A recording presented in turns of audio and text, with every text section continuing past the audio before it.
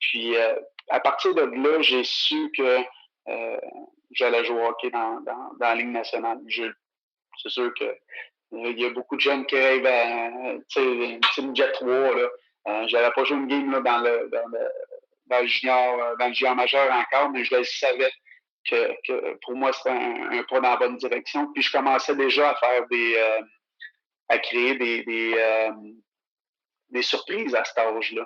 Ici votre hôtesse Amélie Delebel et je suis très heureuse de vous accueillir sur le podcast Athlète Entrepreneur qui met en évidence des parcours inspirants d'athlètes ou d'anciens athlètes de haut niveau qui se sont tournés vers le milieu entrepreneurial. Ce rendez-vous hebdomadaire vous présente des entrevues qui seront vous motiver à atteindre votre plein potentiel. C'est parti! Bonjour, je suis très heureuse de vous accueillir pour cette 3e saison de mon podcast Athlète Entrepreneur lors de cet épisode 192 sur le travail continu pour Steve Bégin. Avant de vous partager cet extrait, je vous propose une super plateforme que j'utilise avec ce podcast, soit Ocha. Ocha n'est pas qu'un hébergeur de podcasts, mais également un puissant outil marketing qui vous permet, entre autres, de générer des audiogrammes, de planifier vos publications sur les réseaux sociaux, ainsi que de bâtir votre propre liste de courriels. De plus, il s'agit d'une plateforme 100% francophone. Pour l'essayer à votre tour, profitez d'un essai gratuit de 2 semaines au ameliedelebel.com/Ocha, A-U-S-H-A. Je suis très heureuse de vous partager aujourd'hui l'une de mes entrevues coup de cœur, soit celle avec l'ancien joueur de la LNH, un des préférés lors de son passage avec les Canadiens de Montréal, Steve Bégin. Celui qui a disputé 560 matchs dans la LNH, dont un peu plus de la moitié avec l'uniforme du CH, continue de travailler aussi fort qu'il le faisait sur la patinoire. Depuis sa retraite officielle en janvier 2014, l'ancien capitaine des Foreurs de Val-d'Or dans la LHJMQ a lancé sa biographie, a occupé le rôle d'entraîneur adjoint et est devenu entrepreneur avec son entreprise Nobesco, une société d'ingénierie en construction. Alors vraiment, un super moment passé avec Steve Bégin. Si vous souhaitez également écouter l'entrevue intégrale, ce que je vous recommande fortement, ça a été vraiment un très, très beau moment. Steve va vraiment partager énormément de ses souvenirs ou de ses moments marquants lors de ses années dans le monde du hockey. Ça a été d'ailleurs une de mes entrevues les plus longues, donc l'épisode total dure environ 45 minutes, mais vraiment une entrevue super avec un homme très, très généreux. Donc vraiment, sans plus attendre, je vous laisse à cet extrait d'entrevue. Bonne écoute! Alors, je suis actuellement avec mon invité du jour, Steve Bégin. Salut Steve, comment ça va? Ça va très bien toi-même? Ça va très bien, merci beaucoup. Tout d'abord, première question, est-ce que tu pourrais nous expliquer en fait ton parcours dans le monde du hockey, de tes années mineures à ta carrière chez les professionnels? Mon parcours, écoute, j'ai commencé, mon père m'a introduit au hockey, j'avais 6 ans. Je me souviens me demander, c'était après une partie de balle donnée, j'avais joué avec deux amis là-bas, 2 garçons d'un des coéquipiers à mon père dans son équipe de balle. Puis en revenant à la maison, il m'a dit Steve, tu sais, les 2 jeunes que tu joues avec, ces 2-là jouent au hockey. Est-ce que tu aimerais ça jouer au hockey? Puis je me souviens, j'étais assis, je l'ai regardé, j'ai dit OK, ouais, OK, je joue au hockey. Mais tu sais, je regardais le hockey avec mon père à la télévision, c'est une période où avant d'aller me coucher. Puis, mais tu sais, pas plus que ça. Fait que, mais aussitôt que j'ai commencé à patiner, j'ai embarqué sur la patinoire, j'ai tombé en amour avec le hockey. Puis à partir de cet âge-là, à 6 ans, j'ai commencé à dire que je voulais jouer au hockey dans la Ligue nationale. Euh, j'ai euh, euh, j'ai continué, j'ai joué, j'ai commencé là, pré-novice, après ça, novice, comme tous les petits gars, je ferais beaucoup de buts. Euh, Puis rendu à tombe, je me souviens après une partie, je pense que j'avais 10 ans, mon père est venu me voir, puis on a gagné la partie, je me trompe pas, on avait peut-être perdu, mais j'avais marqué 3 buts. Puis il m'a dit, il posait toujours, lui et mon père, c'était toujours sur le travail. Travail, travail, travail. Tu veux quelque chose dans la vie, travaille pour. Tu sais, on était sur l'aide sociale, mes parents étaient séparés, ma mère est partie, j'avais 1 an et demi. Et puis, fait que mon père, c'était toujours basé sur le travail. Donc, pose la question, puis t'as-tu bien joué à ce soir? Je dis, ben, ouais, je pense que oui, j'ai marqué 3 buts. Donc, d'après moi, j'ai bien joué. Il dit, tu penses-tu que à cause tu comptes des buts, tu marques des buts, que ça veut dire que tu joues bien, que tu travailles fort? Ben, je pense que oui. Il dit non, Marquer des buts, c'est facile. Là. Des compteurs, il y en a dans toutes les ligues, dans toutes les catégories, à tous les âges. Il y en a dans toutes les équipes. Si tu regardes dans la Ligue nationale, c'est pas juste des marqueurs de 50, 60 buts, il y a toutes sortes de joueurs. Si tu veux jouer au hockey dans la Ligue nationale, il faut que tu changes ton style de jeu. Moi, je comprenais comme pas grand-chose. Tu sais, j'étais là, ben voyons, c'est pas ce qu'il veut dire. Puis, mais par contre, je l'ai écouté parce que quand il a dit si tu veux jouer au hockey dans la Ligue nationale, puis moi, il m'a eu de là. Fait que il dit tu dois changer ton style de jeu puis jouer comme Dale Hunter. Dale Hunter, ceux qui ne connaissent pas, pour les plus jeunes, c'était une peste. Là. Tout le monde le détestait. C'était un joueur qui pouvait faire enrager l'équipe adverse là, en une fraction de seconde. Là. C'était un gars qui travaillait, qui lâchait jamais, mais il avait toute une hargne, éthique de travail incroyable. Mais il n'avait pas peur de rien. Là. Il fonçait dans le tas, puis il dérangeait tout le monde. Tu jouais avec lui, tu l'adorais, tu jouais contre lui, tu voulais le tuer. Donc, mon père, il m'a dit, si tu veux jouer au hockey national, joue comme Dale Hunter. À partir d'Atome, j'ai changé mon style de jeu. Tu sais, il y en a qui pensent souvent que j'ai commencé à jouer comme ça, de la façon qu'on m'a connu, hein, quelqu'un qui travaillait fort, qui frappait, qui bloquait les rondelles. Lorsque je suis tombé pro, non, j'ai commencé à tomber à jouer comme ça. Puis j'en ai pris une fierté également. J'ai toujours joué comme ça à tombe, puis oui, Batman, Jet. Puis pour moi, là, c'était une fierté. Puis je devais toujours travailler plus fort que la personne qui était assise à côté de moi. Tu sais, tu crées un genre de challenge. Oui, tu es dans une équipe, tu veux bien performer en équipe, mais tu veux quand même bien performer également. Tu veux travailler. Pour moi, mon challenge, c'était de travailler plus fort que tout le monde qui était dans mon équipe, donc tous mes coéquipiers. Fait que moi, ça, c'était très important. Puis, fait que j'ai cheminé de même, j'ai avancé à tombe, puis oui, je me souviens, ma première année, j'ai été coupé du 2A. J'étais vraiment tellement frustré, là. Tu peux même pas croire. J'étais toujours un des meilleurs joueurs, puis là, on m'avait coupé pour aucune raison. Anyway, fait que là, après ça, on s'en va bantam. Puis moi, tout le temps que j'avançais, c'était toujours, il passera jamais la prochaine étape. Tu sais, il jouera pas dans le 2 lettres en haut. Puis là, c'était rendu bantam. Bantam, c'est juste que tu commences à frapper. Et puis, j'étais tout petit. Moi, j'étais pas gros, j'étais pas grand. Donc, ça ne passera jamais. Puis, je me souviens, aucun entraînement, mon entraîneur parlait, puis il m'a dit, tu sais, t'es invité, c'est parce que t'es des meilleurs dans les tests, puis ils sont obligés de prendre les 40, je pense dans ce temps-là, c'était les 40 premiers dans les tests qu'ils faisaient, là. Puis, j'étais dans les top, comme toujours. Puis, il dit, à cause de ça, j'ai pas le choix, mais t'es pas assez gros, moi, j'ai peur que tu te fasses mal, là, c'est contact, tout ça. Je regardais, j'ai dit, check mon ben aller. Puis je savais que lui, il ne m'aimait pas d'avance. Fait que, écoute, j'étais celui qui frappait le plus dans le camp. Tout le monde me détestait, là, c'était incroyable. Puis à la fin, il est venu me voir, il dit, ben, j'ai pas le choix de te garder, t'as été un de mes meilleurs. Fait que, moi, je t'aurais pas gardé, mais j'ai pas le choix. Fait que là, j'ai fait de la Bantam 2A. L'année ensuite, il y avait une équipe Midget 3 qui s'en venait à Trois-Rivières, les Estacades. Et puis, dans ce temps-là, c'était 16 ans et moins pour faire le midget 3. À ce temps, je pense que tu as le droit des 17 ans, mais tu n'avais pas le droit. Donc, j'étais arrivé au camp. Encore là, j'avais tout un camp d'entraînement. On parlait beaucoup de moi dans les médias. Je faisais des points, je frappais, je dérangeais, je jouais très bien ma game.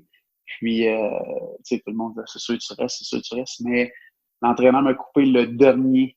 Puis sa raison, écoute, a été seulement de me dire que tu as 15 ans, l'an prochain, tu vas pouvoir revenir, on va garder ton numéro. Je me souviens, j'avais le 32 là, dans le camp d'entraînement, ce qu'il m'avait donné. Il me dit, on va garder ton numéro. C'est comme si ça allait me calmer puis justifier les affaires. Ah, OK, c'est bon, tu gardes ce numéro-là. Tu sais. Fait que, puis il me dit, tu sais, il y a 3 autres joueurs qui ont 16 ans, que c'est leur seule chance de se faire voir pour jouer pour se faire repêcher. Donc, on va donner une chance à eux, puis l'an prochain, toi, tu vas avoir ta chance.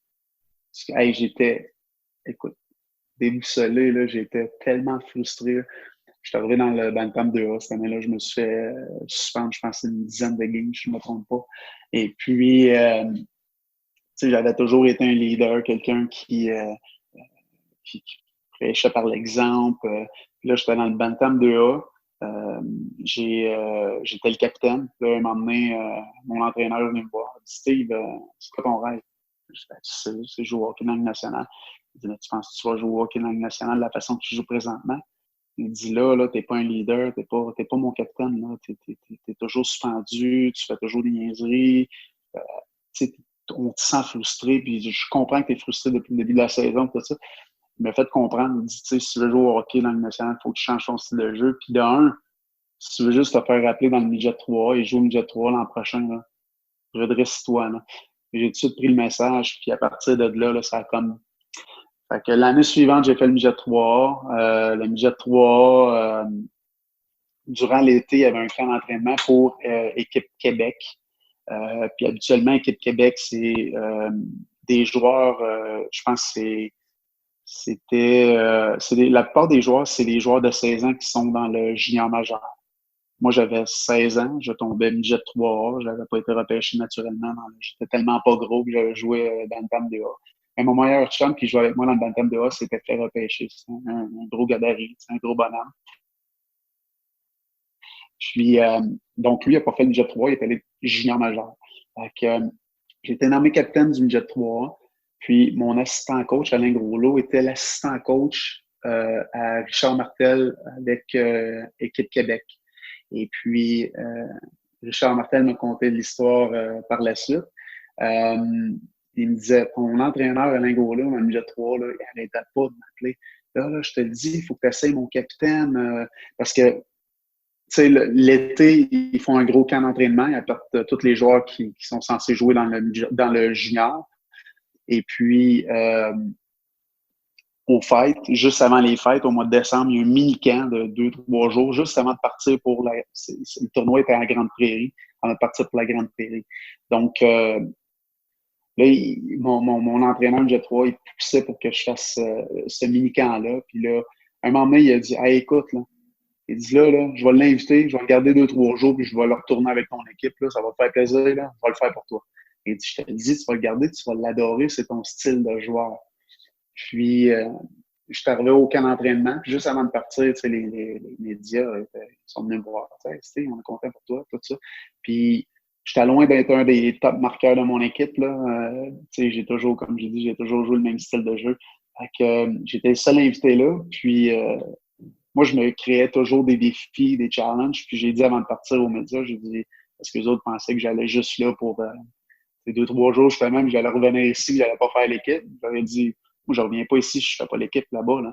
Je vous dis, je vais faire l'équipe. Je suis allé là-bas, j'ai fait l'équipe. Puis quand j'ai fait l'équipe, il y avait d'autres médias là-bas qui m'ont dit, ah, c'est tu fais l'équipe, tu vas jouer peut-être l'extra joueur ou tu vas jouer sur le 4e trio. J'ai dit, ah, j'ai dit, moi, là, je pars d'ici. Je commence sur le 4e trio, je vais finir sur la première ligne. Checkez bien ça, je vous le dis. Puis, pas personne ne me connaissait, là, à part mon chum. Puis, j'avais deux gars que j'avais joué au hockey mineur avec eux autres tout le long, là, dans le 2A, on était toujours ensemble. David Thibault et Marc-André Godette, un défenseur. Puis, eux autres savaient de la façon que je jouais. Là. Donc, je suis arrivé là-bas, mais ce qui devait arriver arrivant. Là, j'ai commencé à 4e trio, sur le 4e trio, puis ça n'a pas pris de temps que je me suis ramassé sur le premier trio. Le coach a trippé sur moi, tellement trippé sur moi que durant l'été, lui, il s'était fait congédier à Saint-Hyacinthe par les Lasers, puis il a signé avec les Foreurs de Val-d'Or et ils m'ont repêché en 2e ronde, le 16e au total cette année-là, en 95. Le repêchage était à Drummondville. Et puis, donc, c'est lui qui était mon coach de l'équipe Québec qui m'a connu là. Il a tellement trippé sur moi qu'il me voulait absolument dans son équipe junior. Puis, à partir de là, j'ai su que j'allais jouer au hockey dans la Ligue nationale. C'est sûr que il y a beaucoup de jeunes qui rêvent à, tu sais, une Jet 3, là. J'avais pas joué une game là, dans le junior majeur encore, mais je le savais que pour moi, c'était un pas dans la bonne direction. Puis je commençais déjà à faire à créer des surprises à cet âge-là. Donc, parce que jamais personne ne m'aurait vu jouer là, jouer un dans le 3A, 2 avec cette équipe-là. Donc, par la suite, je m'en vais junior majeur. J'ai fait ma première saison junior majeur et je me suis fait repêcher dans la Ligue nationale 40e au total. Puis encore là, j'étais classé genre, je pense que c'était 3e ronde. Puis moi, je suis parti là-bas, puis je me disais, écoute, je vais sortir 6, 7, 8, 8e ronde. Moi, ça me dérange pas, je veux juste me faire repêcher, c'est mon rêve. Et puis par la suite, je vais, rendu sur place, je vais faire ma place, comme j'ai toujours fait. Et puis, j'ai sorti 2e ronde, 40e au total. La façon que c'est passé, c'est une petite anecdote comme ça. L'été, tu y a beaucoup de dépisteurs qui t'appellent, tu rencontres des dépisteurs. Puis je me souviens, on avait été voir à Québec plusieurs joueurs du Québec. On avait été rencontrer dans la ville de Québec les Flames de Calgary. Il y avait le dépisteur-chef qui couvrait tout le Québec, qui restait dans la ville de Québec, donc on était là-bas. Puis il y avait le dépisteur en chef aussi de Calgary qui venait voir, qui venait nous rencontrer avec le dépisteur du Québec. Donc, le dépisteur du Québec, c'était Normand Poisson, et l'autre, le dépisteur en chef des Flames de Calgary, c'était Tom Thompson. Moi, je parle zéro anglais de tout ça, mais on s'en va là. On était plusieurs, dont moi, je m'étais rendu là avec mon meilleur chum David Thibault, qui rencontrait également les Flames. Puis, juste avant moi, il y avait Daniel Gonneau qui venait de finir sa rencontre, puis il descend, puis il s'en vient nous parler. Il dit « Hey, ça se fait bien été, ils ont 2 choix en 2e ronde, 39, 40e. » Puis, ils vont nous choisir, ils m'ont dit, ils vont commencer à parler avec mon agent, puis c'est sûr, je m'en vais là. Cool, tu sais, c'est bon, c'est le fun, content pour toi. Donc, je m'en vais dans la chambre d'hôtel. Je commençais à leur parler. Je parlais zéro anglais, fait que je m'adressais toujours à Normand. Puis Normand parlait à lui, puis à Tom, il parlait à Normand. Puis là, il me dit, écoute, Tom puis Calgary, ils trippent sur toi. On était là à Hull lorsque tu t'es battu contre Peter Worrell en fin de saison. Peter Worrell, c'était un des tops de la Ligue, là, lui puis Georges Larac.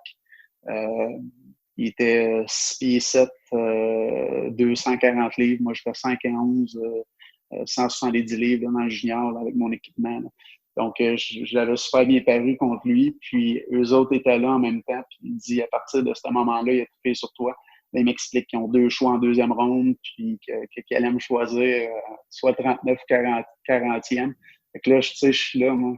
Il dit ça à tout le monde. Fait que, je me fais pas d'histoire avec ça. Puis, je l'ai juste dit à mon agent, puis à mon meilleur chum qui était là. J'ai dit, ouais, on dit ça à tout le monde. Puis, mais je pense qu'il leur avait pas dit à lui. Mais, tu sais, moi, je me créais pas d'attente, rien, parce que je voulais pas être blessé rendu là-bas. Puis, moi, comme j'ai dit, je vais sortir 6, 7, 8e ronde, puis j'ai pas de problème avec ça.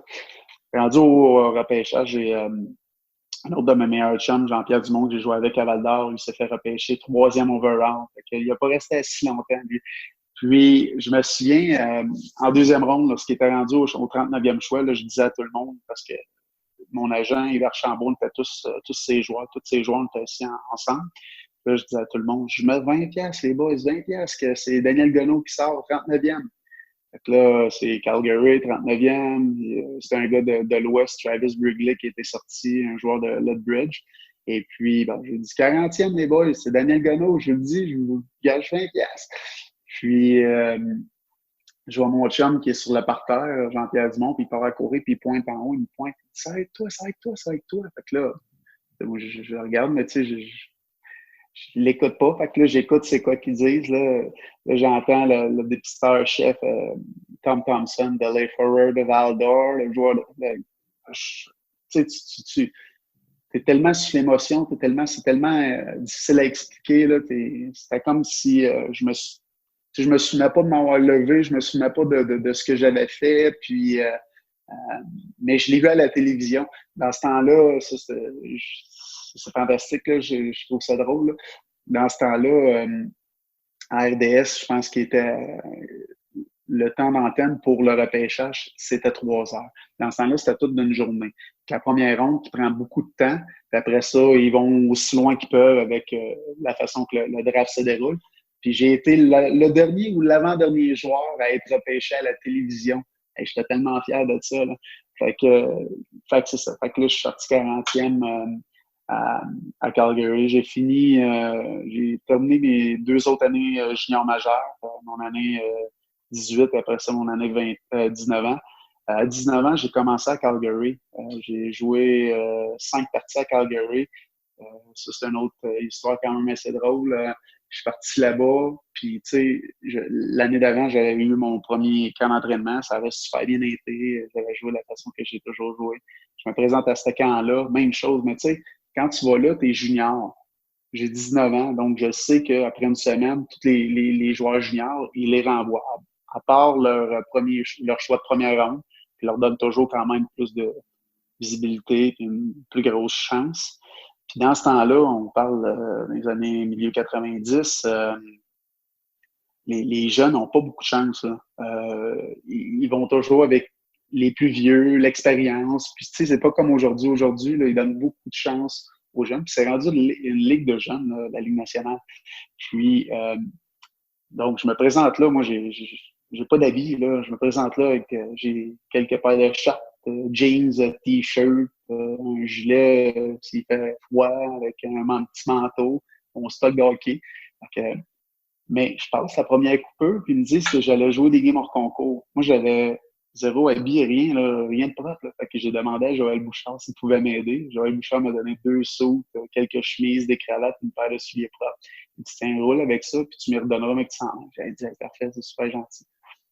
Donc, j'ai fait tous les games hors concours. Puis la dernière game hors concours qu'on a joué, c'est, si je ne me trompe pas, c'est ça, je pense que c'est la dernière game hors concours, c'est contre Phoenix. Je me suis fait mettre dehors durant la première période. Je frappais tellement, ça allait super bien. On dirait que j'avais plein d'énergie toujours, puis j'étais tellement excité que c'était la Ligue de Tough qui était là, l'autre bord. Puis j'en ai aligné un, puis il a voulu protéger sa rondelle, il s'est tourné le dos à moi. Moi, j'arrête pas, là. J'ai passé au travers, puis là, il y a eu une grosse mêlée générale, les 5 sur la glace. Moi, j'avais aucune idée contre qui je jouais, là. Moi, ça me dérangeait pas. Donc, c'était une ligue de top. Fait que, anyway, je me fais mettre dehors, puis là, je suis là, l'arbitre, j'ai été chanceux, c'était un arbitre, chanceux, oui, puis non, là. Chanceux parce que j'ai pu lui parler. C'était un Français, c'était un Québécois. Fait que là, je fais, non, tu peux pas me mettre dehors, s'il te plaît, fais pas ça, tu sais, c'est les premières games que je joue, puis j'essaie de faire l'équipe. Il dit, non, t'es dehors. Puis après la période, quand tout le monde est arrivé, tout le monde, les joueurs me traitaient de malade parce que c'était des ligues de tough, que c'était comme des toughs, j'avais fait ça. Puis le coach, lui, était tout souriant, et Knuckles, il dit good job, good job. Puis là, moi, je suis là, moi, je comprenais plus rien, hein, ce qui se passait. Donc le lendemain, j'arrive à l'aréna, puis l'équipe devait être faite pour midi. Donc j'arrive le matin vers 9 h à l'aréna. Puis il y a un des gérants d'équipement qui est dans l'entrée, puis il attend comme ça. Puis il me dit, faut que tu en haut. Puis le Barrigoune de quoi en anglais? Moi, je comprends rien, zéro bonne barre. Là, il y avait, je pense que c'est Denis Gauthier, Joël Bouchard, je m'en souviens plus. Il me dit, je dis, hey, veux-tu m'aider? Là, il me parle, là, puis là, il dit, faut que tu ailles voir le directeur général. Fait que là, il me dit comment elle est. Fait que je m'en vais là, j'arrive dans le bureau. La même chose, il commence à me baragouiner quelque chose en anglais. Là, je suis là. OK. My agent. Fait que là, il dit, hey, yes. Fait qu'il a juste ce speakerphone. Puis, mon agent était là. Fait que là, je commence à parler avec mon agent. Je dis, là, c'est quoi qu'il y a, là? C'est quoi qui se passe, ça? Je m'en retourne junior, c'est ça? Non, non, ils veulent te signer un contrat. Je dis, ah, ouais, ils veulent me signer un contrat. Je dis, ouais, mais moi, Archie, dit là, que je veux pas signer de contrat s'il me retourne junior. Moi, j'ai jamais eu d'argent, puis je veux pas arriver en bas avec plein d'argent, tu sais, dans le junior, avec plein d'argent, puis que ils me disent que je suis différent parce que j'ai de l'argent, puis que, tu sais, je veux pas ça, là, moi. S'il me signe, je veux qu'il me garde. Fait que là, moi, j'ai 19 ans, là, tu sais, je dis ça à mon agent. Fait que mon agent commence à parler avec, puis il me dit, non, non, ils veulent te garder. Je fais l'équipe. Il dit, oui, oui, tu fais l'équipe. J'ai dit, demande-lui où est-ce que je dois signer. Fait que là, c'était Al Coach, le directeur général. Il me montre il y avait toujours des stickers. Là. Fait que j'ai signé. Je suis parti en bas. Gros sourire. J'arrive dans la chambre. Fait qu'en rentrant dans la chambre, puis mon équipement est encore accroché, ça voulait dire que je restais et que je faisais l'équipe. Là, tout le monde sont venus me voir. Congratulations, félicitations. Puis ils commencent à me parler. Puis il y en a un qui me dit, puis c'est quoi ton contrat? Combien t'as signé? Je fais, je sais même pas regarder. Je sais pas. Moi, j'étais tellement content de faire l'équipe, de jouer dans la Ligue nationale que j'ai aucune idée. J'avais aucune idée combien j'avais signé comme contrat. Donc, le soir, après la pratique, En l'après-midi, j'ai appelé mon agent. J'ai dit, hey, tu peux-tu me dire combien j'ai signé, mettons? Fait que, tu sais, c'est une belle anecdote. C'est quelque chose de drôle. J'ai passé un mois à Calgary cette année-là. Après, on perdait. On n'avait pas une équipe, grosse équipe. Fait qu'ils m'ont renvoyé junior pour que je sois dans un environnement gagnant et que je continue à me développer. Tourné à Val-d'Or, on a gagné la Coupe du Président. Ça a moins bien été la Coupe Memorial. Par la suite, j'ai passé 3 ans up and down. J'ai fait la navette entre Calgary et Saint John dans la Ligue américaine. La 3e année, on a gagné la Coupe Calder. Puis j'ai été nommé MVP des séries. Puis mon directeur général, qui était Greg Button, il me dit plus jamais tu vas jouer dans la Ligue américaine. Toi, tu vas jouer dans la Ligue nationale. Puis à partir de l'an prochain. Donc, là, tu sais, je prenais pas ça comme du bonbon encore une fois, comme de l'argent. Fait que j'ai toujours travaillé fort pour tout ça. Puis, à partir de cette année-là, j'ai commencé ma carrière dans la Ligue nationale. Fait que c'était, tu sais, je suis fier de ce que j'ai accompli, de où ce que je me suis rendu, de ce que j'ai fait. Puis, c'est ça. Tu sais, je suis parti quand même de loin, puis j'ai réussi à atteindre mes rêves, là. Merci beaucoup encore une fois d'avoir été là et en souhaitant que vous ayez apprécié ce 192e épisode officiel d'Athlète Entrepreneur. Avant de vous laisser, je vous propose la formation Podcaster Pro de l'Académie du podcast, qui est la formation francophone la plus complète pour non seulement lancer votre podcast, mais également le monétiser. C'est d'ailleurs cette formation qui m'a permis de lancer Athlète Entrepreneur ainsi que mon autre balado, les médias sociaux en affaires. On parle de plus de 30 heures de contenu disponible. Pour y jeter un coup d'œil, simplement vous rendre au ameliedelebel.com/lancer son podcast, lancer ER. Au plaisir de vous retrouver à l'épisode 193 pour un autre entretien marquant.